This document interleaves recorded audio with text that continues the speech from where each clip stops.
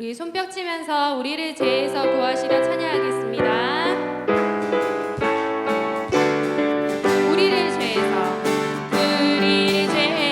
구하시려 주 예수 십자가 지셨으니 기쁘게 부르세 할렐루야. 나 구원 얻었네. 찬송하세 찬송하세 찬송하세. 주님 나를 구하셨네. 찬송하세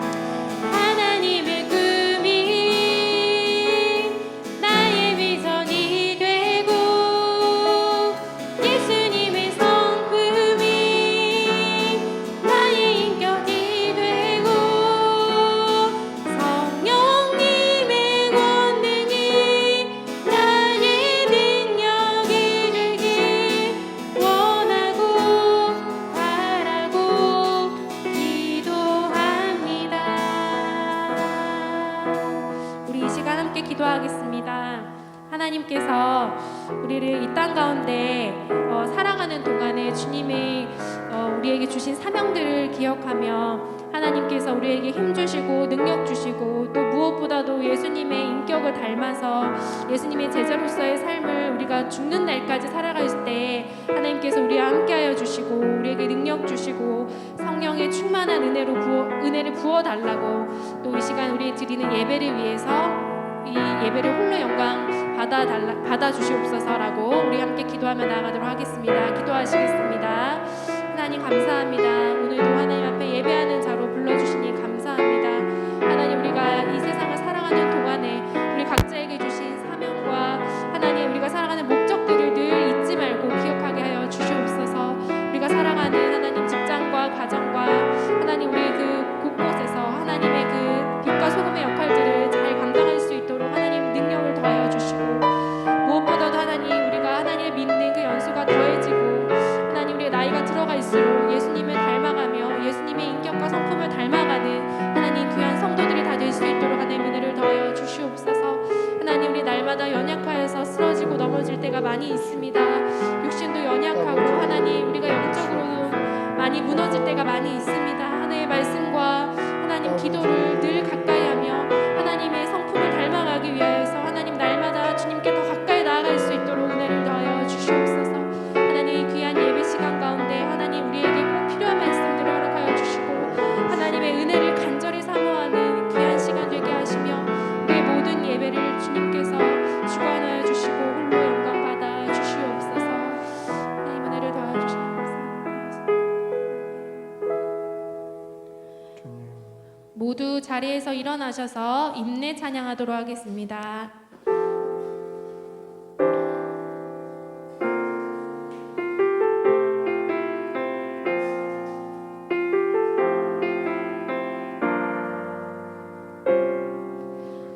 우리 모두 예배하는 자 되어 온전히 영과 진리로 주를 예배하자. 주가 우리와 함께 영원히 함께 하시고 마르지 않는 샘물로 우리 채우시리라.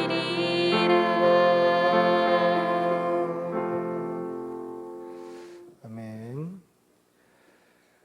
그러므로 형제들아 내가 하나님의 모든 자비하심으로 너희를 권하노니 너희 몸을 하나님이 기뻐하시는 거룩한 산 제물로 드리라.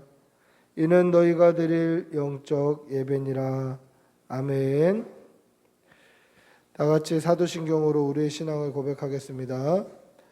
나는 전능하신 아버지 하나님 천지의 창조주를 믿습니다. 나는 그의 유일하신 아들 우리 주 예수 그리스도를 믿습니다. 그는 성령으로 잉태되어 동정녀 마리아에게서 나시고 본디오 빌라도에게 고난을 받아 십자가에 못 박혀 죽으시고 장사된 지 사흘 만에 죽은 자 가운데서 다시 살아나셨으며 하늘에 오르시어 전능하신 아버지 하나님 우편에 앉아 계시다가 거기로부터 살아있는 자와 죽은 자를 심판하러 오십니다. 나는 성령을 믿으며 거룩한 공교회와 성도의 교제와 죄를 용서받는 것과 몸의 부활과 영생을 믿습니다. 아멘. 찬송가 40장으로 하나님을 찬양하겠습니다.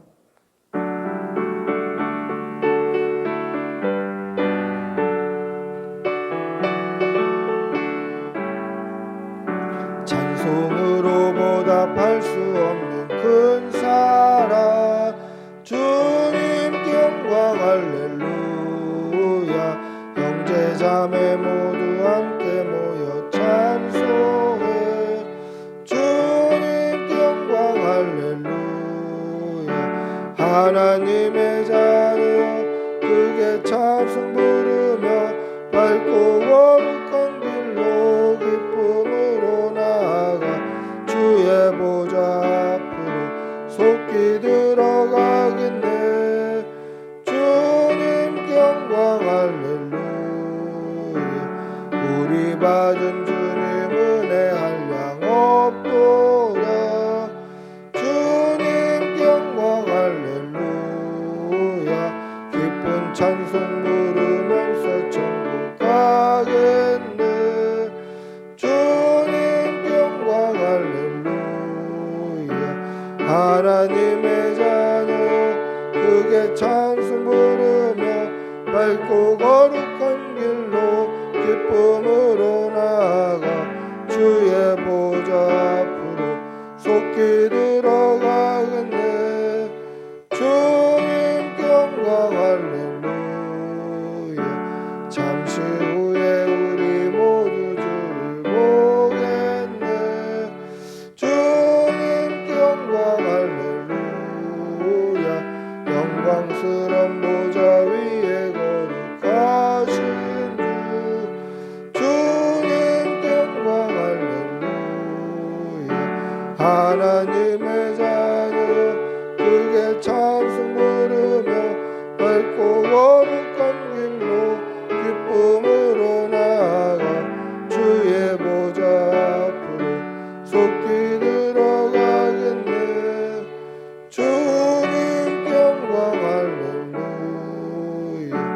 만국 백성 천국에서 소리 높여서 주님 영광 할렐루야. 영원토록 주의 공로 찬양하겠네. 주님 영광 할렐루야. 하나님의 자녀여 크게 찬송 부르며 밝고 거룩한 길로 기쁨으로 나아가 주의 보좌 앞으로 속히 들어가겠네. 주님 영광 할렐루야. 참회의 기도를 드리겠습니다. 사랑의 아버지 하나님, 오늘도 주의 전에 나와 예배하게 하신 은혜 감사합니다. 우리의 지난 삶을 돌아보면 하나님께 감사의 제목뿐이고 하나님의 은혜뿐이었음을 고백합니다.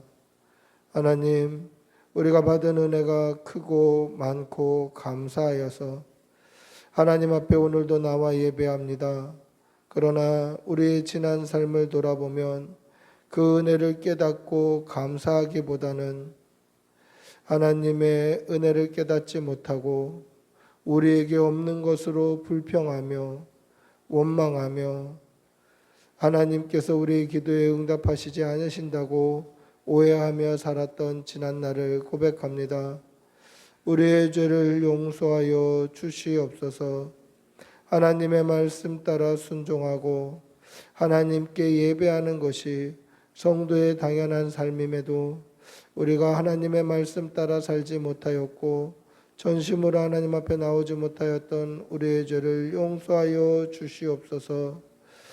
하나님, 우리의 감정과 지식과 우리의 노력과 우리의 생각을 쫓아 살았던 우리의 지난 날을 용서하여 주시고 서로 사랑하기보다 미워했고 감사하기보다 불평하였던 우리의 지난 날을 용서하여 주시옵소서.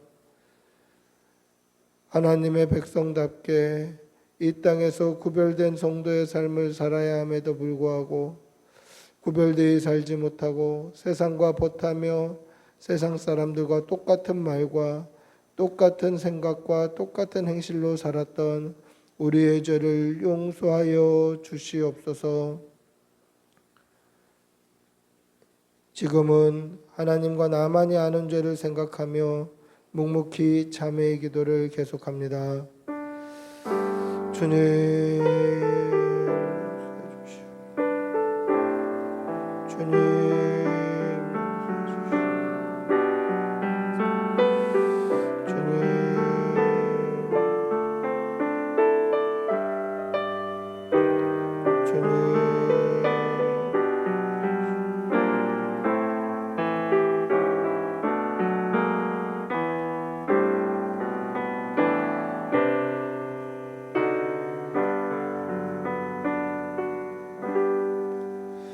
하나님의 사조의 음성을 듣겠습니다. 여호와께서 말씀하시되 오라 우리가 서로 변론하자. 너희의 죄가 주홍 같을지라도 눈과 같이 희어질 것이요 진홍같이 붉을지라도 양털같이 희게 되리라. 아멘. 자리에 앉으시겠습니다. 찬송가 540장 찬송하시겠습니다.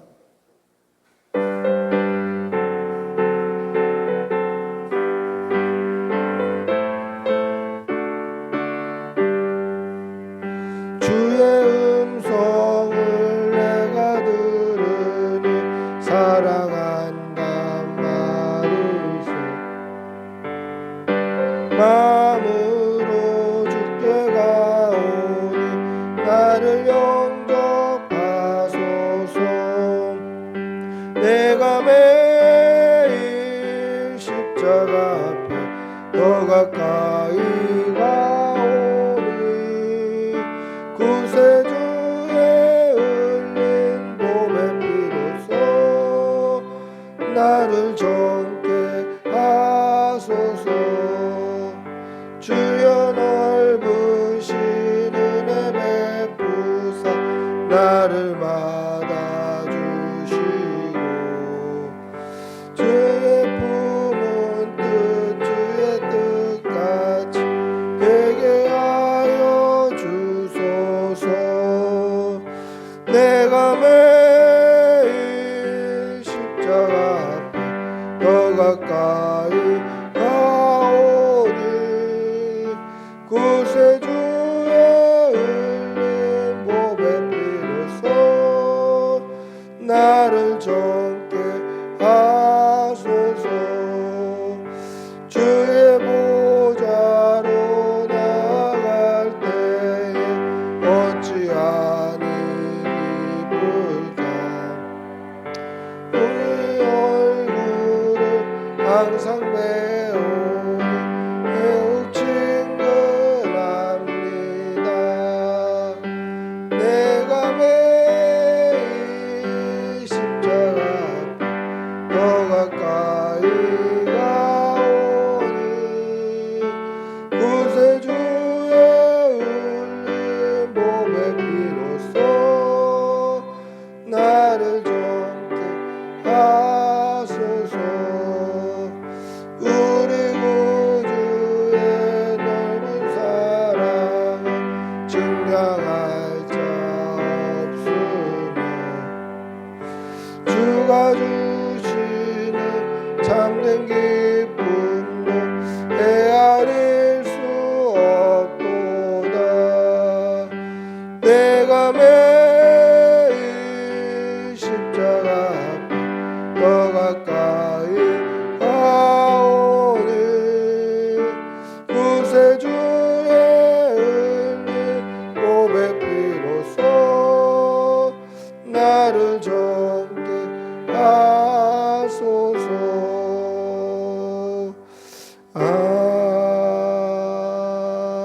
아멘.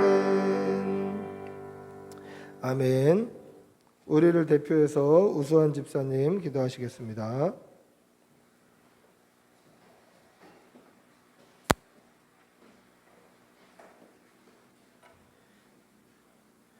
기도하시겠습니다.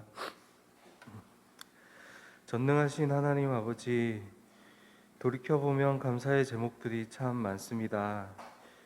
우리의 생각과 상황으로는 해낼 수 없었던 교회 재정을 감당하게 하시고, 이 교회가 하나님께 꾸준히 예배 드릴 수 있도록 시간과 장소를 가지게 하시고, 개개인이나 교회가 감당할 수 있는 어려움들로만 주셔서 이기게 하시고, 매 순간 동역자를 붙여주심으로 든든하게 하시고, 이 어려운 코로나 시기에 함께 먹고 마시며 교제하게 하여 주신 주님, 살아계신 하나님을 체험하게 하여 주신 하나님께 참 감사드립니다. 앞으로의 우리 꿈꾸는 교회 행보에도 하나님의 섭리대로 기도하며 성령의 인도하심으로 나아가는 교회가 되도록 인도하여 주세요. 더욱이 이 교회를 섬기는 우리 꿈꾸는 교회 성도들이 어린아이와 같은 믿음을 가지고 우리의 연약함을 인정하며 하나님만을 의지하고 하나님의 자녀로서 기도와 찬양과 예배와 전도에 힘쓰게 하시고 언제 어디서나 그리스도의 향기를 나타내며 살아갈 수 있도록 인도하여 주세요. 그리하여 하나님의 복음을 널리 전함으로 이 교회가 부흥케 하시며 나아가 이 땅 가운데 복음이 가득 넘치고 함께 예배드리기를 소망합니다. 주님, 우리 꿈꾸는 교회를 위해 기도해 주시는 많은 분들이 있습니다. 기도로 그리고 말씀으로 살아가는 모든 분들의 일상 속에서 아픈 사람이 있다면 치료하여 주시고 마음이 약한 사람이 있다면 강하게 하여 주시고 상처받은 사람이 있으면 치유하고 위로하여 주시고 힘들게 하지 않도록 하여 주시기를, 그리고 어려운 일들을 이겨내도록 주님 눈동자와 같이 지켜주시기를 바랍니다. 그리고 우리 이영복 목사님 가정에도 늘 힘이 되어 주셔서 하나님 안에서 항상 평안하게 주님께서 인도하여 주세요. 주님, 이 시간 하나님의 말씀을 듣습니다. 하나님의 말씀을 대언해 주시는 이영복 목사님 머리 위에 성령의 은혜를 내려주시고 성령님의 인도로 은혜가 가득한 예배를 허락하여 주시기를 바랍니다. 말씀 듣는 성도들이 어른이나 아이들이나 모두 아멘으로 화답하며 오직 하나님만 영광 받으시는 예배가 되게 하여 주세요. 오늘도 살아계신 우리 주 예수 그리스도의 이름으로 기도드립니다. 아멘.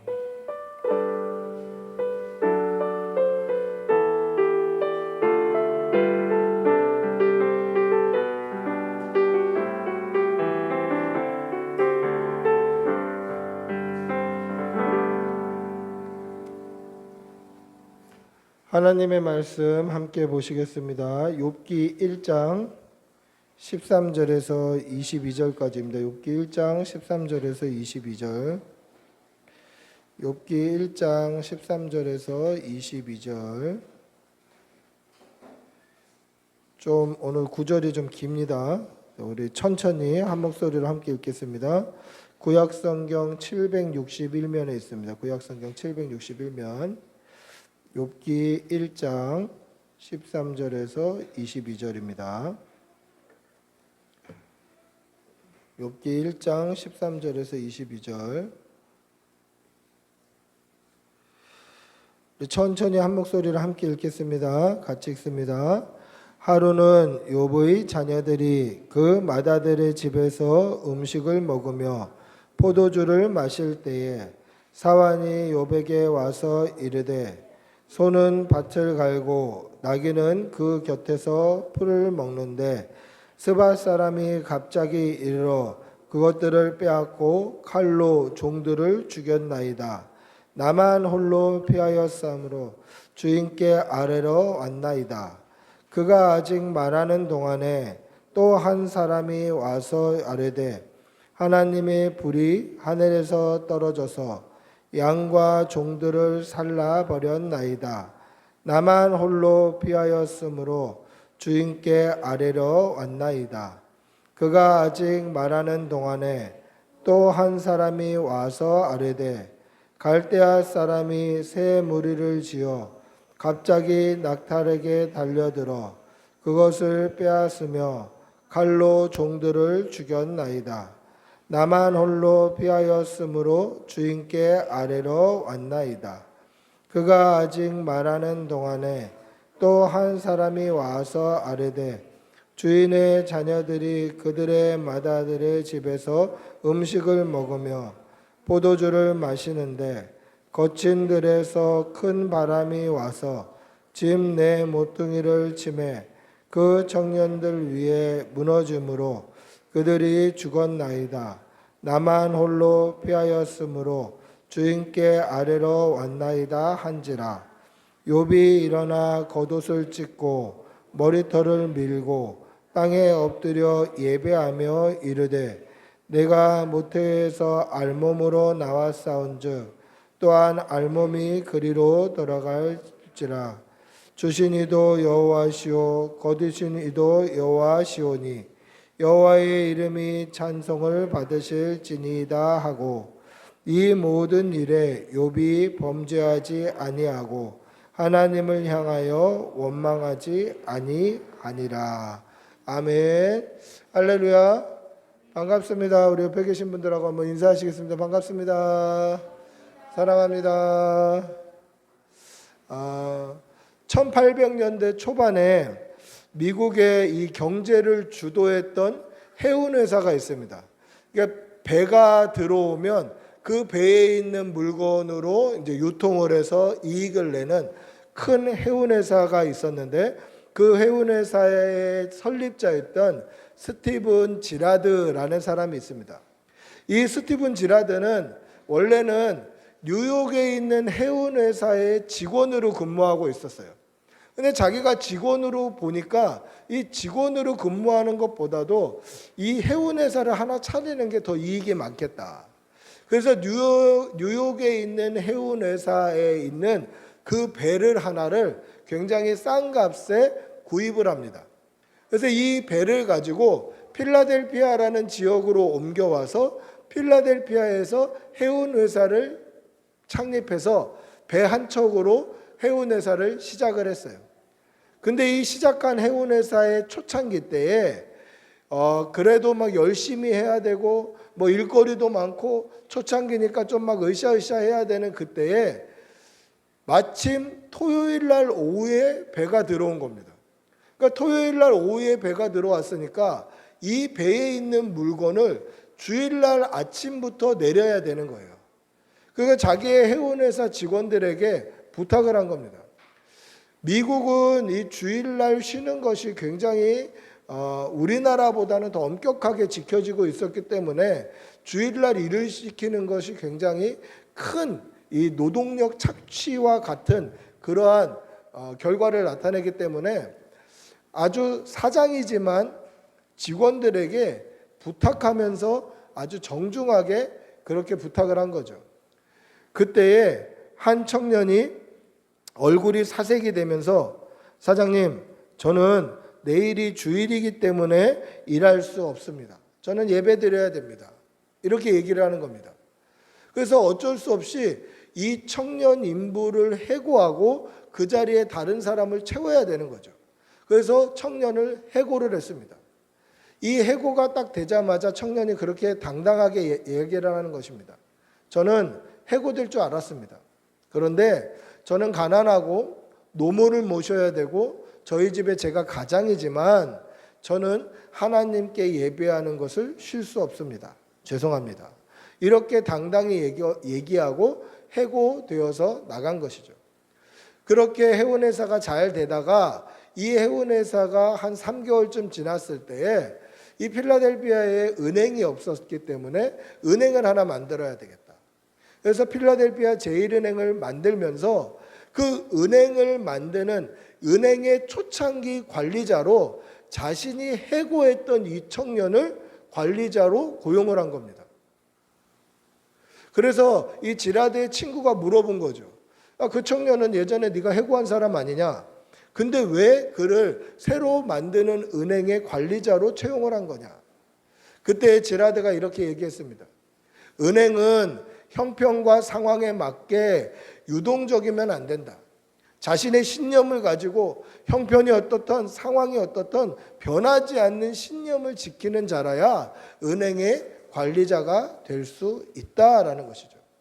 자신의 형편은 가난하고 노모를 모셔야 되는 그 형편과 상황이지만 거기에 흔들림 없이 예배의 자리를 지킨 이 청년이 새로 만드는 은행의 책임자로 적임자다. 그렇게 이야기를 했다라는 것입니다. 여러분, 이 청년의 이 믿음의 고백이 특별한 건가요? 이 청년의 믿음이 대단한 건가요? 그렇지 않습니다. 믿음의 성도에게는 예배가 당연한 거예요. 믿음의 성도에게 있어서는 예배는 당연한 것이다라는 것을 꼭 기억하시기를 바랍니다. 예배는 성도의 의무예요.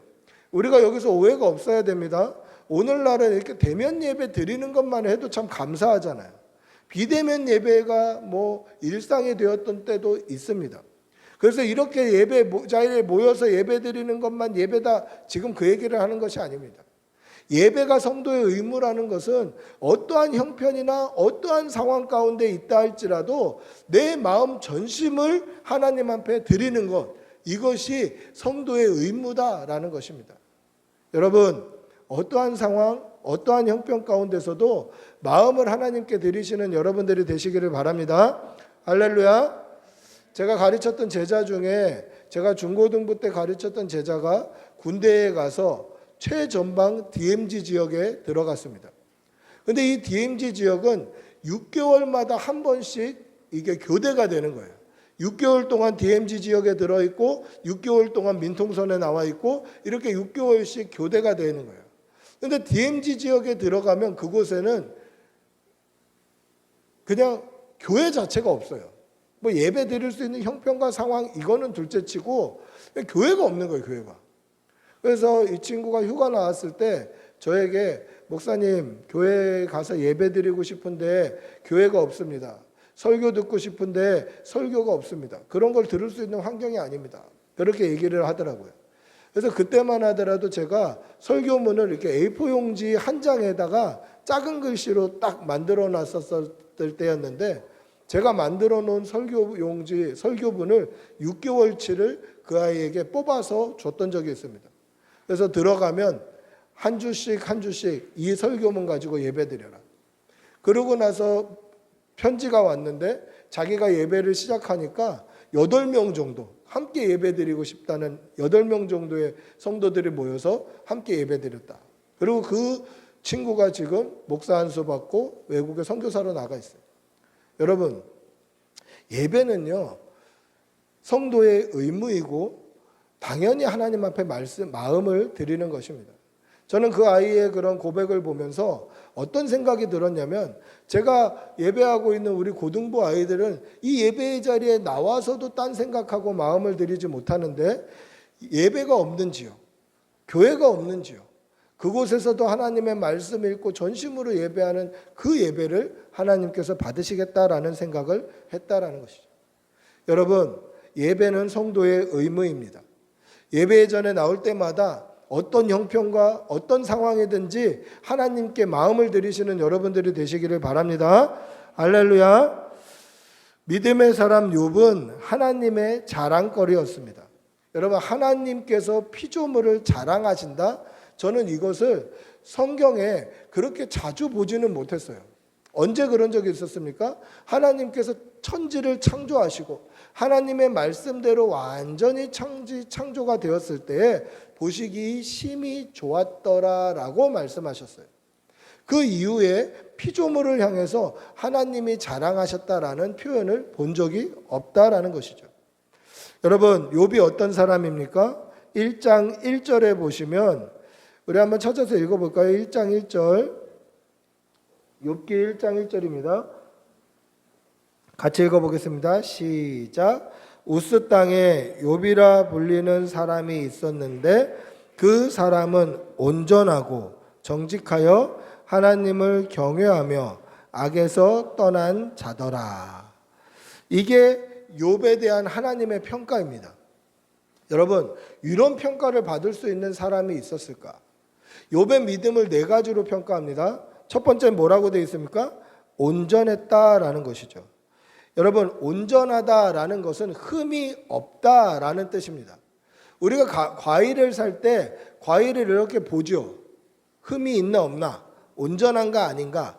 그게 온전하다라는 것은 흠이 없었다라는 것입니다.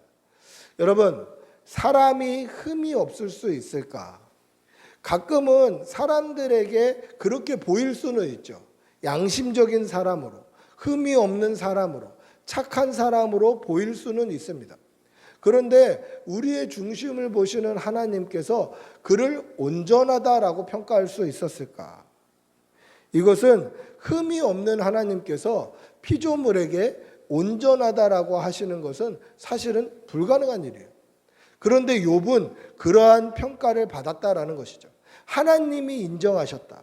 하나님이 온전하다고 말씀하셨다라는 것입니다. 그럼 어떻게 하면 온전해질 수 있습니까? 욥의 삶은 처음부터 끝까지 하나님의 말씀대로 사는 삶이었다라는 거예요. 어떻게 하면 온전할 수 있을까? 그것은 완전하신 하나님의 말씀대로 완벽하게 살아냈다라는 거예요.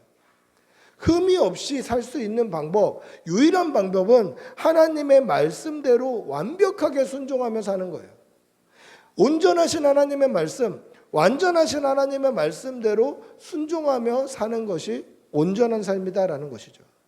즉 욥은 하나님의 온전하신 뜻이 욥에게 그대로 이루어지는, 그러니까 하나님의 말씀대로 완벽하게 살아냈던 사람이 바로 욥이다라는 것입니다. 여러분, 우리도 그렇게 살 수 있습니까? 우리는 그렇게 못 살지 않습니까? 죄악이 관영한 땅에서 죄악된 육신 입고 살면서 또 우리가 죄 지을 수 있는 환경에 더 크게 노출되어 있어요. 뭐 미디어로, 또 정보로, 또 악하고 음란한 시대로 너무 많은 것들을 접하게 되어 있어요. 그렇기 때문에 우리는 예수님이 필요한 겁니다. 예수 그리스도의 십자가 보혈로 말미암아 우리는 온전해질 수 있는 거예요. 그러나 욥은 하나님께 온전하다는 평가를 받는 사람이었다라는 것입니다. 두 번째는 뭐라고 합니까? 정직했다라는 것입니다. 여러분, 정직이라는 말을 사전에서 찾아보면요, 말이나 행동에 거짓이 없다 그렇게 돼 있어요. 그러니까 정직했다라는 것은 말이나 행동에 거짓이 없었다라는 것입니다. 여러분, 정직한 채 할 수는 있죠. 정직한 채 하고 살 수는 있어요. 말이나 행동에 거짓이 없는 것처럼 살 수 있어요.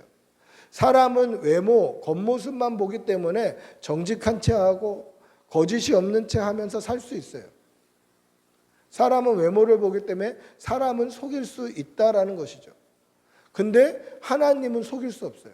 왜 그렇습니까? 하나님은 중심을 보셔요. 중심을 보시는 하나님께서 그 중심을 꿰뚫어 보심에도 불구하고 하나님 앞에 정직했다라는 거예요. 하나님 앞에 거짓이 없었다라는 것이에요. 그 말은 그냥 겉모양으로 볼 때에 정직하고 깨끗하고 진실했다가 아니라 그 뼛속까지 진실했다라는 거예요. 뼛속까지 정직했다라는 거예요. 이게 욥의 삶이었다라는 것입니다. 세 번째는 뭐라고 되어 있습니까? 하나님을 경외했다라고 되어 있습니다. 이 경외라는 표현을 일반적으로는 잘 사용하지 않아요.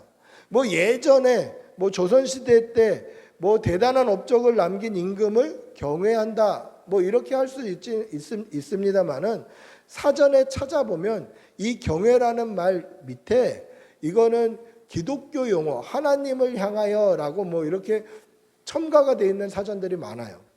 그러니까 일반적으로는 사용하지 않는 단어죠. 이 경외라는 단어는 공경하고 사랑하고 동시에 두려워하는 감정이에요.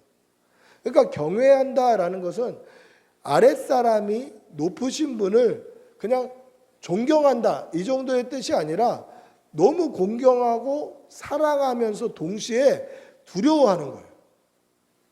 그 하나님의 임재 앞에 하나님을 사랑하고 감사하고 두려워하는 마음이 공존하는 것, 이게 경외예요. 그렇기 때문에 하나님을 경외한다라는 것은 하나님을 믿는 믿음이 있어야만 가능해요. 저는 이 경외라는 마음을 한번 이렇게 간접적으로 체험해 봤던 적이 있어요. 뭐 예전에 그랬던 적도 있기는 합니다. 제가 기도하는 가운데 정말 여기서 더 기도하면 하나님이 내 생명을 취하시겠다는 생각이 들었던 적이 있어요.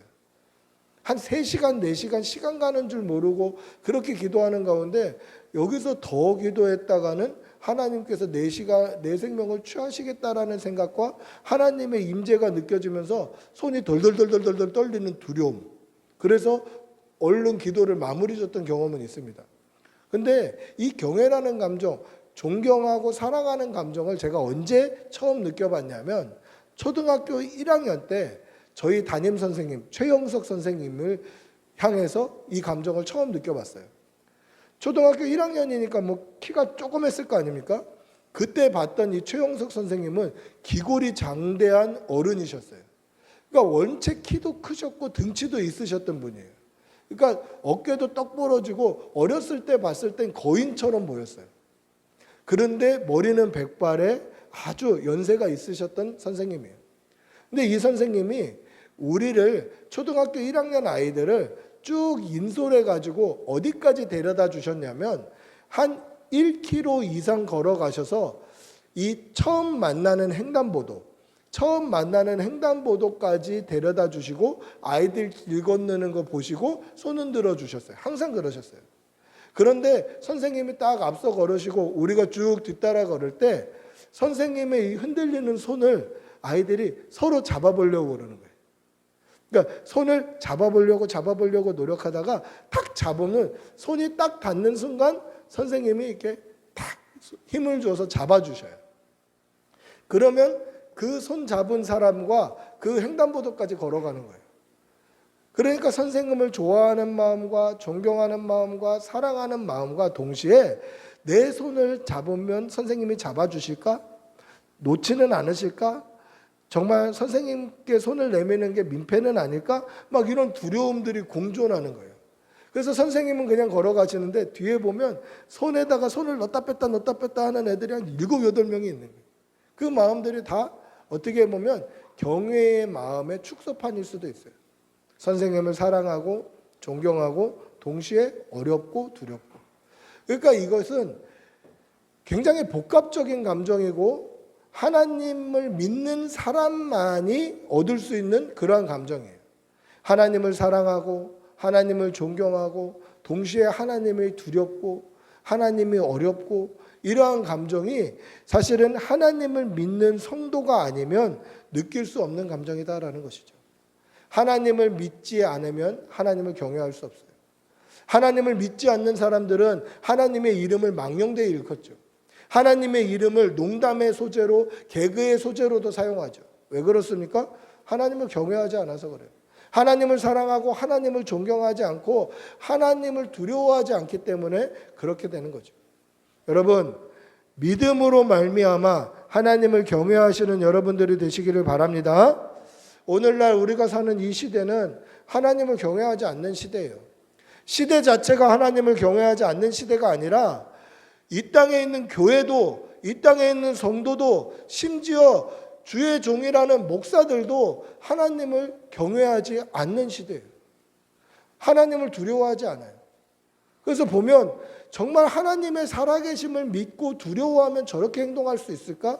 하나님의 경외함, 하나님을 정말 두려워하면 저렇게 말할 수 있을까? 하는 사람들이 정말 많은 그런 사람들이 믿음의 사람이라고 이야기하는 그런 시대를 살고 있어요. 여러분, 하나님을 경외하시는 여러분들이 되시기를 바랍니다. 하나님을 사랑하고 하나님을 존경하지만 동시에 하나님 앞에 두렵고 떨리는 마음으로 서시는 여러분들이 되시기를 바랍니다.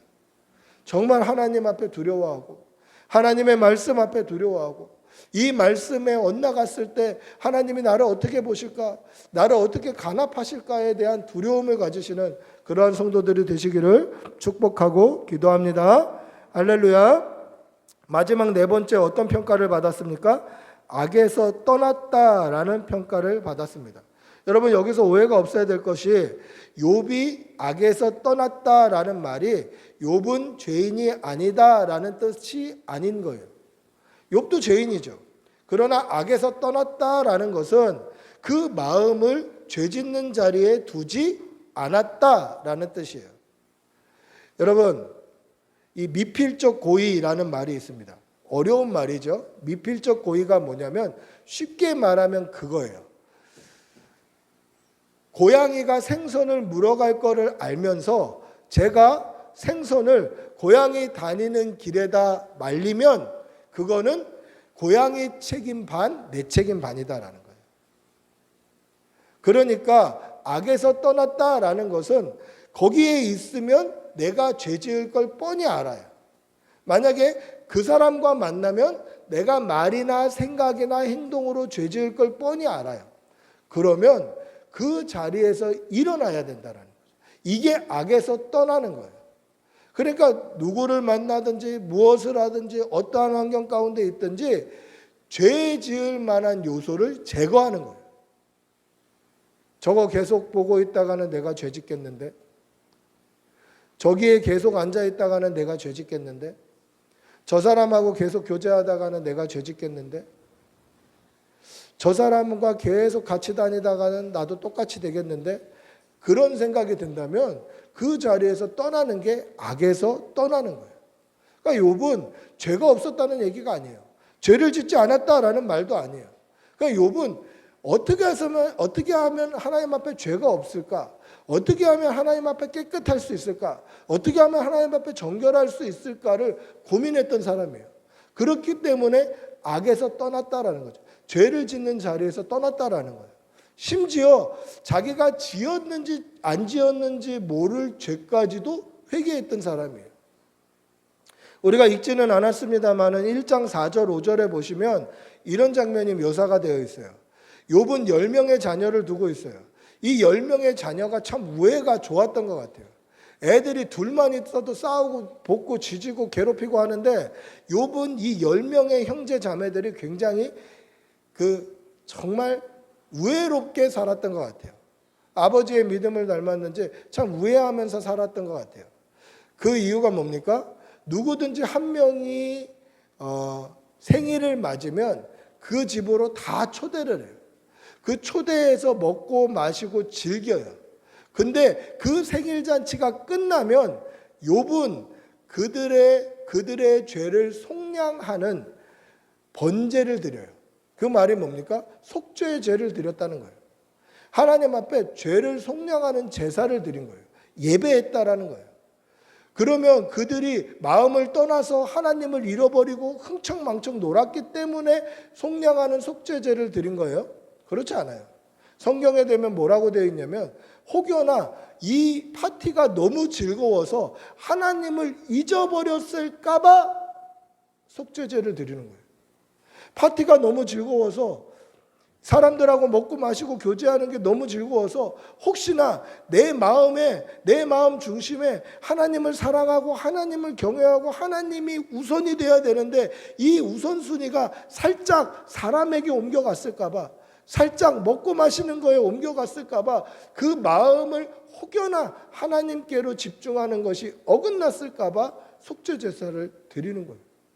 10명에게 번제를 드리는 거예요. 여러분, 죄 지었다는 게 아니에요. 죄 지었을지도 몰라서 하나님 앞에 속죄 제사를 드려요. 이게 악에서 떠난 사람의 삶이다라는 것이죠. 여러분, 하나님을 날마다 인정하시고 악에서 떠나시고 하나님을 경외하시는 여러분들이 되시기를 바랍니다. 이것이 욥에 대한 하나님의 평가입니다. 욥은 뭐라고 평가합니까? 하나님 앞에서 흠이 없고 온전한 사람이었고 말씀과 하나님의 뜻을 온전히 따르는 사람이었고 악에서 떠난 사람이었고 순종하는 믿음의 사람이었다라는 것입니다. 하나님께서 이 믿음의 사람 욥을 사랑하십니다. 그래서 사탄에게도 욥을 자랑하십니다. 8절에 보면 뭐라고 자랑하십니까? 사탄에게 여호와께서 사단에게 이르시되 네가 내 종 욥을 유의하여 보았느냐.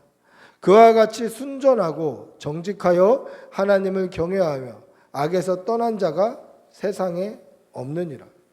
그와 같이 온전하고 정직하고 악에서 떠나고 하나님을 경외하는 자가 없다라는 것이죠.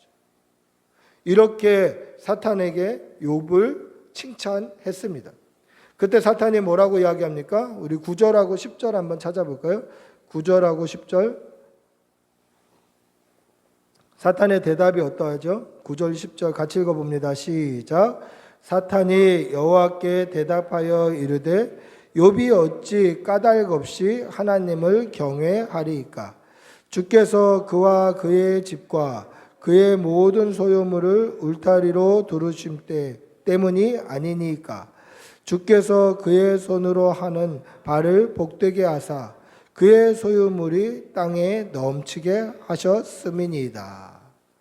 아멘. 욥이 까닭 없이 하나님을 사랑하는 게 아니다. 욥이 하나님을 사랑하는 이유가 있다. 그 이유가 뭐냐면 욥이 부자고 욥이 많은 재산을 하나님께서 보호하시고 지켜주시기 때문에 그가 하나님을 사랑하는 거다. 여러분, 이게 사탄의 관점이에요. 이게 세상의 관점이에요. 우리가 교회 다니고 예수 믿는 이유가 있을 거다 분명히. 뭔가 교회에서 먹을 거를 주거나 뭔가 교회에 다니기 때문에 뭔가 이익을 얻는다거나 그렇기 때문에 그들이 복을 받을 것이다. 여러분, 그러나 그러한 이유가 없다 할지라도, 까닭이 없다 할지라도 하나님을 사랑하시는 여러분들이 되시기를 바랍니다. 사탄이 본 것은 욥이 이유가 없이 하나님을 경외하는 것이 아니다. 그가 받은 복이 많다. 그의 재산이 많다. 하나님께서 그거 지켜주고 계시지 않냐. 그렇기 때문에 그가 하나님을 사랑하는 것이지, 그런 것들 다 치면 욥은 하나님을 떠날 것입니다. 그렇게 이야기를 합니다. 하나님의 마음을 충동질하는 거죠, 사탄이. 그래서 하나님께서 욥을 걸고 사탄과 내기를 하십니다. 사탄이 어떻게 욥을 칩니까? 욥의 믿음을 걸고 내기를 할 때에 네 가지 재앙으로 욥을 치게 되는 것이죠. 첫 번째가 뭡니까? 오늘 우리가 읽었던 본문에 보면 스밧 사람이 종들을 죽이고 소와 나귀를 훔쳐갔습니다. 그리고 그 얘기가 아직 보고가 끝나기도 전에 두 번째, 하나님의 불이 하늘에서 내려와 종들을 살라 죽였습니다. 셋째, 갈대아 사람이 종들을 죽이고 낙타를 훔쳐갔습니다. 넷째, 큰 바람이 집에 네 기둥을 쳐서 집이 폭삭 무너져서 10명의 자녀들이 죽었습니다. 그러니까 욥은 이 네 번의 재앙으로 말미암아 10명의 자녀가 죽고 가진 모든 재산이 탕진됐고 그 많은 종들이 없어져 버린 거예요. 하루아침에 완전히 거지가 된 것입니다. 네 번의 재앙으로 말미암아 욥은 가지고 있는 모든 것을 잃어버려요. 여러분, 이게 일반적인가요? 이게 일반적인 재앙입니까? 어쩌다 한 번, 디케야 두 번, 이 정도는 일반적일 수도 있죠. 누구에게나 있는 일이라고 할 수도 있죠. 근데 연속해서 네 번의 재앙으로 말미암아 내가 가지고 있는 모든 것이 완전히 소멸되었다. 이거는 일반적이지가 않아요. 여러분, 상담을 해보면 저 사람이 정상인지 아닌지를 상담학에서 무엇으로 평가하냐면 일반적인 반응인가 일반적인 반응이 아닌가를 가지고 정상인지 비정상인지를 판단해요. 누가 야 바보야 그랬을 때 아이 그러고 말지, 이런 사람이 19명인데 누가 야 바보야 그랬는데 막 이러면서 상을 들러엎고 이런 사람이 한 명이 있으면 그건 일반적이지 않은 반응이다. 도대체 왜 바보라는 말에 저렇게 흥분을 할까? 그래서 그의 상처가 뭔지, 왜 저런 말에 저렇게 반응하는지 일반적이지 않은 걸 가지고 상담을 하는 거예요. 그러니까 일반적이지 않다라는 것은 특별하다라는 거예요. 그러니까 욥이 지금 당한 고난은 특별한 고난이에요. 특히 첫 번째, 스밧 사람들이 종을 죽이고 소와 나귀를 훔쳐갔다. 세 번째, 갈대아 사람이 종을 죽이고 낙타를 훔쳐갔다. 이거는 사람이 한 거니까 그냥 어쩔 수 없다라고 볼 수 있어요. 그런데 두 번째, 하나님의 불이 떨어져서 그 모든 소유를 살랐다. 여기에 보면 하나님의 불이라고 되어 있어요. 그 출처가 하나님이다라는 거죠. 그러니까 욥이 당하는 이 시험의 출처가 하나님이다. 네 번째, 큰 바람이 기둥을 쳐서 10명의 자녀들이 다 죽었다. 그러니까 이것은 욥이 하나님께로부터 온 거라는 것을 알았다라는 거예요. 여러분, 만약 여러분이 욥이라면 어떻게 하겠습니까? 만약 여러분이 욥이라면 어떻게 할까요?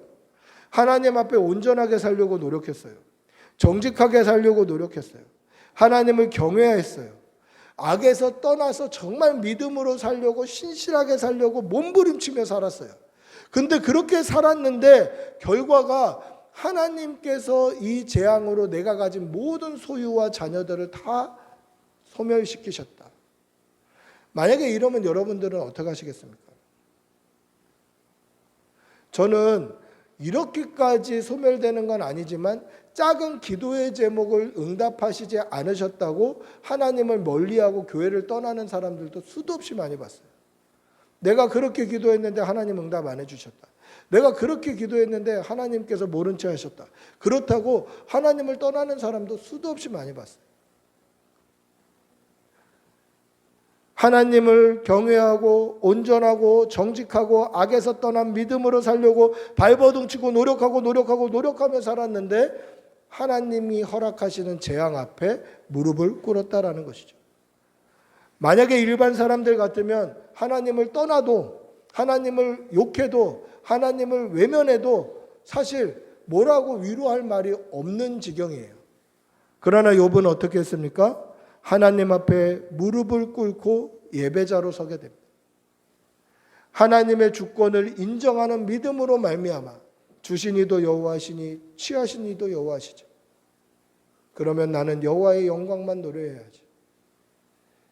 하나님 앞에 예배자로 섰다라는 것이죠.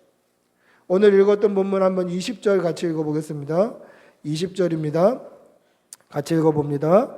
욥이 일어나 겉옷을 찢고 머리털을 밀고 땅에 엎드려 예배하며, 겉옷을 찢었다, 머리털을 밀었다라는 것은 극한의 슬픔을 표현하는 거예요. 극한의 슬픔을 표현하는 그 억누를 수 없는 감정을 가지고 어떻게 합니까? 하나님 앞에 무릎을 꿇어 예배하더라는 것이죠. 어떠한 형편과 어떠한 상황이 오더라도 예배의 자리를 떠나지 않더라는 것입니다. 여러분, 욥이 복받은 비결이 뭡니까? 욥의 믿음을 하나님께서 인정한 비결이 뭡니까? 그는 평상시에도 하나님을 예배했어요. 하나님께 제사를 드렸어요. 혹여나 내 마음이 하나님으로부터 멀어졌을까 하여서 하나님께 예배하고 제사했던 사람이에요. 평상시에도 하나님을 예배했고 하나님 앞에 억울한 일을 당했을 때에도 하나님을 예배했다라는 것이죠. 즉 예배하는 자리를 떠나지 않았다라는 것입니다. 이것이 하나님께서 욥을 인정하신 욥의 믿음이다라는 것입니다. 여러분, 우리의 삶 가운데도 예배가 떠나지 않기를 바랍니다. 어떠한 형편이나 어떠한 상황이나 코로나로 말미암아 대면 예배를 하지 못한다 할지라도, 정시 11시 예배를 하지 못한다 할지라도 우리가 언제든지 새벽마다 저희가 인스타 영상을 그 시간에 실시간에 보지 못한다 할지라도 하나님 앞에 우리의 마음을 들여 예배하는 여러분들이 되시기를 바랍니다. 어떠한 형편이나 어떠한 상황이나 어떠한 현실 가운데 놓여 있다 할지라도 마음을 하나님께 드리는 여러분들이 되시기를 축복하고 기도합니다. 할렐루야. 말씀을 맺습니다. 여러분, 우리가 오해하지 말아야 될 것이 있습니다. 하나님께서 믿음의 사람 욥을 가지고 어떻게 사탄과 내기를 하실 수 있을까? 믿음의 사람 욥을 가지고 그가 정말 하나님 앞에 온전하고 정직하고 신실하고 하나님을 경외하고 악에서 떠나게 그렇게 살았는데 그 사람을 가지고 사탄과 내기를 해서 이런 험한 꼴을 보게 하고 이런 어려움을 보게 하고 이런 형편을 맛보게 한 그 이유가 무엇일까? 여러분, 우리가 여기서 오해하지 말아야 될 것은 하나님께서 욥을 장기말처럼 도구로 사용하신 것이 아니다라는 것이에요. 하나님이 욥을 가지고 사탄과 내기하셨을 때에는, 내기한다라고 할 때는 당사자가 얻는 이익도 있지만 당사자가 얻게 되는 손해도 있어요. 내기에서 지면 손해가 이만저만이 아니에요. 근데 하나님께서 거셨던 게 뭡니까? 하나님 자체예요. 하나님을 욥에게 걸어버린 거예요. 하나님을 사탄과 내기하면서 욥에게 하나님의 모든 이름과 하나님의 모든 영광과 하나님의 모든 명예를 욥에게 걸어버린 거예요. 이 말은 하나님께서 욥을 사탄에게 내어주시고 나몰라라 하신 것이 아니라 욥에게 하나님의 모든 명예와 하나님의 모든 마음과 하나님의 모든 그 이름, 하나님 자체를 욥에게 걸고 욥의 편에서 하나님이 싸워주시는 거예요. 여러분, 우리에게도 시험을 당할 때도 있죠. 우리에게도 어려운 일을 당할 때도 있습니다. 그러나 우리가 믿음으로 살았을 때에 시험이 온다면 하나님이 우리와 함께 하신다는 것을 믿으시기 바랍니다. 그런데 믿음이 없이 살다가 어려움이 찾아온다면 이것은 사단이 주는 미혹, 사단이 주는 유혹이라고 생각하시고 믿음으로 살기를 다짐하시는 여러분들이 되시기를 바랍니다.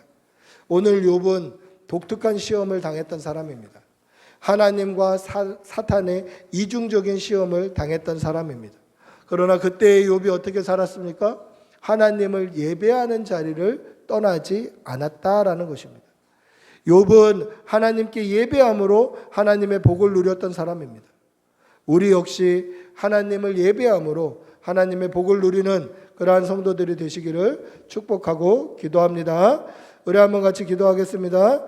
같이 기도할 때에 하나님, 우리가 어떤 형편이든지 어떤 상황이든지 하나님께 온 마음을 들여 예배하는 성도가 되게 하여 주시옵소서. 우리 한번 주님의 이름 부르고 같이 기도하겠습니다. 주여, 살아계신 하나님 아버지 인도하여 주시옵소서. 어떠한 형편이든지 어떠한 상황이든지 어떠한 현실을 직면하든지 하나님, 우리가 하나님을 원망하고 하나님을 떠나는 것이 아니라 하나님 앞에 무릎 꿇게 하여 주시옵소서. 하나님 앞에 무릎 꿇어 예배하게 하여 주시옵소서. 믿음으로 살아가는 주의 백성들이 다 되게 하여 주시옵소서. 믿음으로 살게 하여 주시옵소서. 주님, 하나님을 예배하는 성도들이 되게 하여 주시옵소서. 하나님을 예배하는 주의 백성이 되게 하여 주시옵소서. 믿음으로 살게 하여 주시옵소서. 믿음으로 살게 하여 주시옵소서. 주님, 인도하여 주시옵소서. 하나님만 바라며 하나님만 높이며 하나님만 섬기는 주의 백성들이 다 되게 하여 주시옵소서. 욥이 일어나 겉옷을 찢고 머리털을 밀고 땅에 엎드려 예배하며 이르되 내가 모태에서 알몸으로 나왔은즉 또한 알몸으로 그리로 돌아올지라. 주신 이도 여호와시오 거두신 이도 여호와시오니 여호와의 이름이 찬송을 받으실지니이다. 사랑의 아버지 하나님, 오늘 욥의 믿음을 보았습니다. 욥의 믿음은 그가 평상시에도 하나님을 예배하는 사람이었고 극심한 고난 가운데서도 무릎을 꿇고 하나님을 높이며 예배했던 예배의 사람이었다는 것을 우리가 말씀을 통하여서 봅니다. 우리 역시 하나님 앞에 늘 예배하는 성도 되게 하여 주시옵소서. 때로는 비대면 예배를 드려야 하고 때로는 영상으로 예배를 드려야 하고 때로는 아무것도 없이 하나님 앞에 예배를 드려야 하는 상황이 온다 할지라도 하나님께 온 마음을 들여 예배하는 그러한 성도들이 다 되게 하여 주시옵소서. 형편과 상황과 위치와 장소가 어디든 간에 믿음으로 예배하는 성도들이 다 되게 하여 주시옵소서. 감사를 드리며 우리 주 예수님의 이름으로 기도드리옵나이다. 아멘. 우리 찬송가 563장 찬송하시면서 준비하신 예물 하나님 앞에 올려드리겠습니다.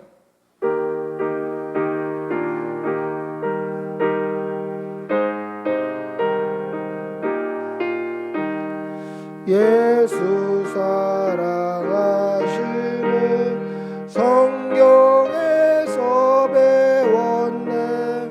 우리들은 약하나 예수 권세만 도다. 날 사랑하심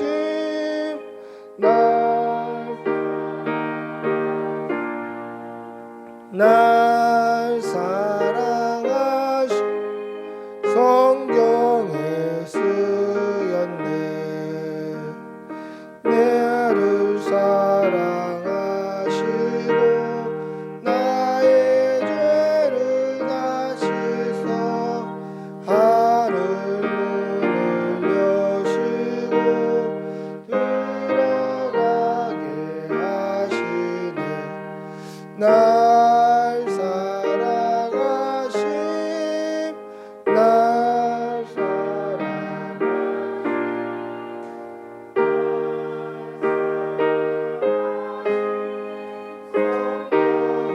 쓰였네. 내가 연약할수록 더욱 귀히 여기사 높은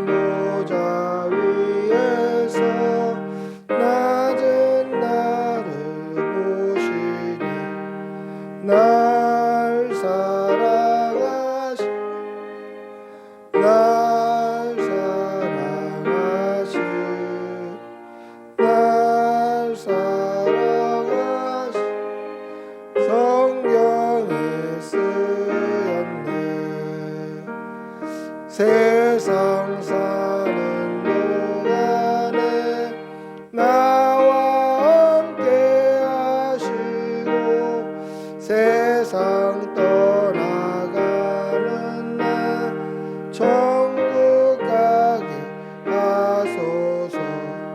날 사랑하시 날 사랑하시 날 사랑하심 성경에 쓰였네.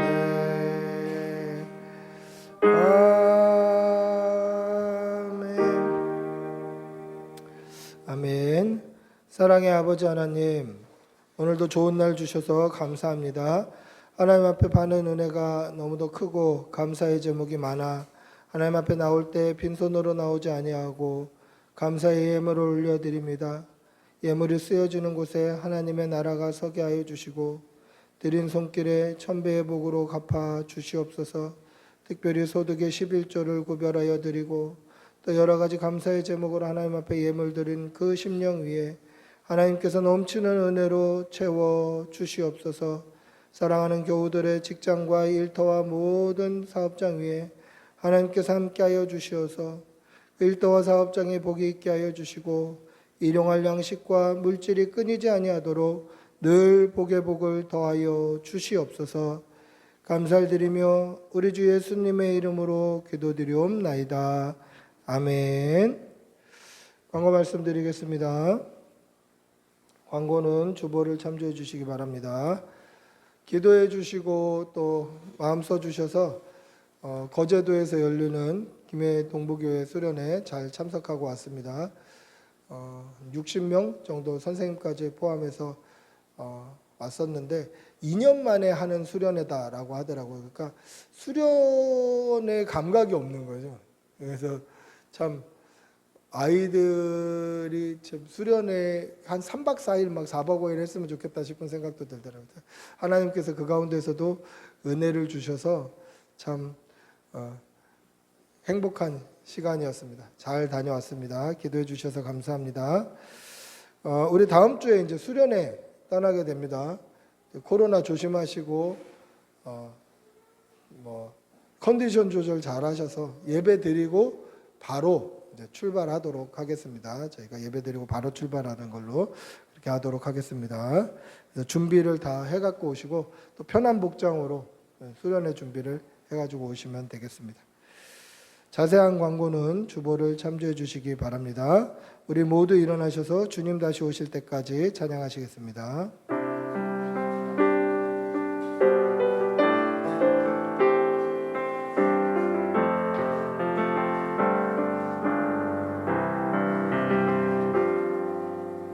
주님 다시 오실 때까지 나는 이 길을 가리라.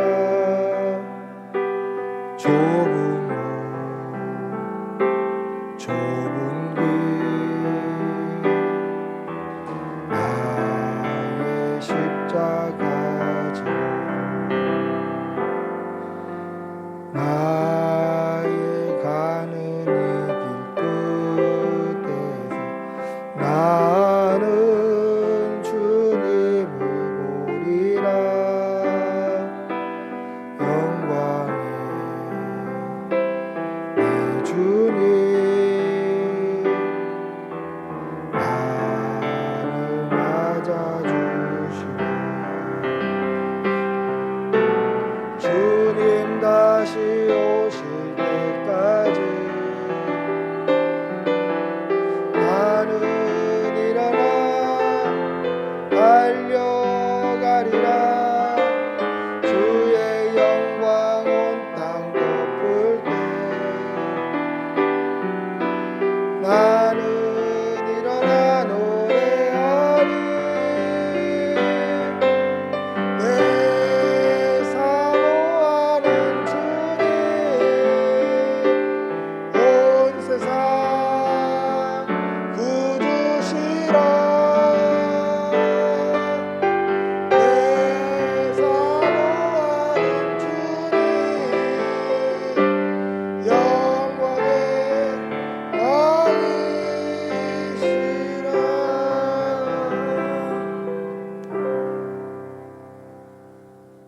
우리 주 예수 그리스도의 은혜와 하나님의 사랑과 성령의 교통하심이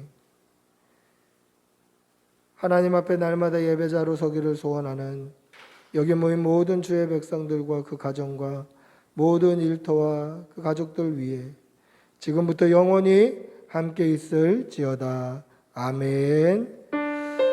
주님 도와주시옵소서. 성령을 믿음 주시옵소서. 주님 도와주시옵소서.